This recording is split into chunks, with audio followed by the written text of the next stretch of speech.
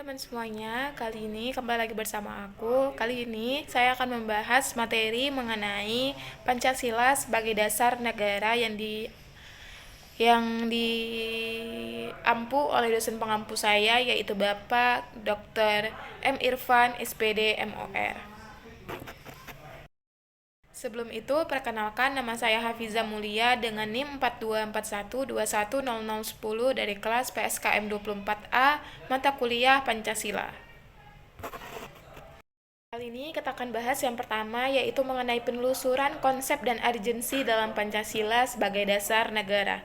Pancasila sebagai dasar negara berarti setiap sendi-sendi ketatanegaraan pada negara Republik Indonesia harus berlandaskan dan harus sebagai nilai-nilai Pancasila.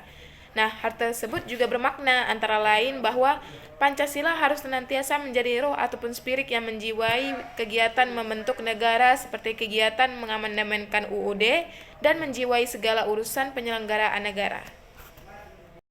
Selanjutnya kita akan bahas mengenai alasan pentingnya Pancasila sebagai dasar negara. Nah, Pancasila sebagai dasar negara ini sering kita sebut juga sebagai falsafah bangsa.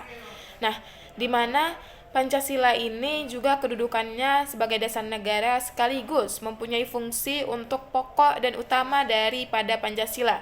Nah, kedudukan fungsi dan pokok Pancasila bersifat yuridis atau ketatanegaraan itu, seperti kata Bapak Winarno 2016 ayat 51. Pancasila sebagai dasar negara memiliki konsekuensi di mana ia bisa menjabarkan nilai-nilai Pancasila sebagai norma hukum di Indonesia.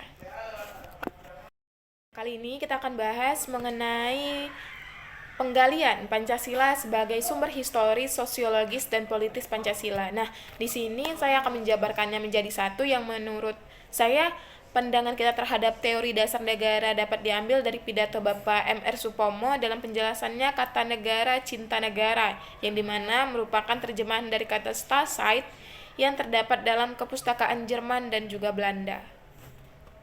Hubungannya Pancasila terhadap tantangan juga dinamika ini juga tergantung terhadap pembukaan UUD 1945 yang dimana ia terdapat dalam dua hal, yaitu pernyataan kemerdekaan bangsa Indonesia baik dari dirinya sendiri maupun tetap terhadap dunia luar. Yang kedua yaitu tindakan-tindakan yang segera harus diselenggarakan berhubungan dengan pernyataan kemerdekaan. Terakhir yaitu kita akan bahas mengenai esensi dan urgensi Pancasila dalam dasar negara. Nah, seperti yang kita tahu nih, bahwa dalam pidato 1 Juni 1945, Soekarno menyebut dasar negara dengan menggunakan bahasa Belanda yaitu Filosofische Grondslag bagi Indonesia merdeka. Filosofische Grondslag yaitu fundamental, filsafat, pemikiran, dan juga yang sedalam-sedalamnya jiwa hasrat yang sedalam-dalamnya untuk di atasnya didirikan gedung Indonesia Merdeka. Soekarno juga menyebut dasar negara dengan istilah Weltanschauung atau pandangan hidup.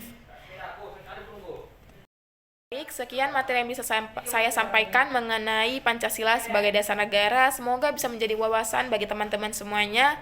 Assalamualaikum warahmatullahi wabarakatuh.